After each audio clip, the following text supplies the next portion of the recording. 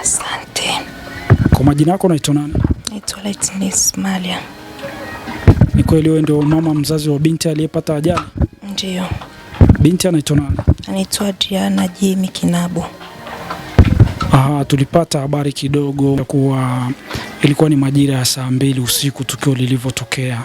Pengine labda wewe ni mama mzazi, unaweza ukafahamu zaidi tukio lilikuwa kuaje mpaka ajali hiyo ikatokea? Siku ya tukio ilikuwa mchana, mtoto alitoka hapa na baba yake akaenda kwa babu yake kusalimia. Uwaga baba warudishaje usiku. Ile siku hakuona dalili ya mvua, kwa hiyo akawa amezidiwa na kazi. Mtoto akawa amebaki kwa bibi yake mpaka usiku. Ilipofika saa 3 baba alifika kwa bibi. Akaulizia mtoto kwa ninavyoambiwa. Alivyoulizia bibi yake akamwambia amelala. Mtoto akatoka nje. Akamuita babake akamwambia twende nyumbani, mimi sijalala. Ndipo babake akamchukua wakaja.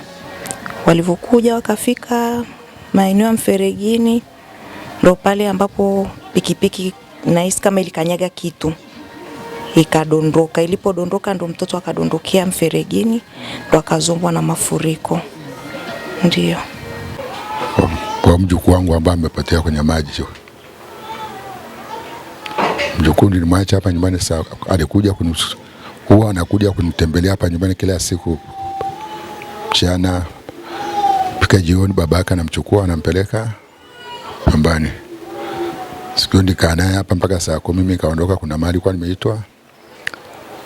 Ile nikitaka kurudi kwenye saa 1 na mjini tukaja zile mvua ikabidi nikae mahali kusubiri mvua ziishe. Bahati mvua imeendelea mpaka kwenye saa 2 na nusu. Mimi babake naye alikuwa anashughuli huko, ametoka kuja akabidi ampitie mtoto. Chukua mtoto akaondoka na mtoto hapa. Kwa ni hapo ng'ambo hapo ndio nyumbani kwao na mji wao huko. Sasa mimi nilipokuwa nimetoka baada ya mvua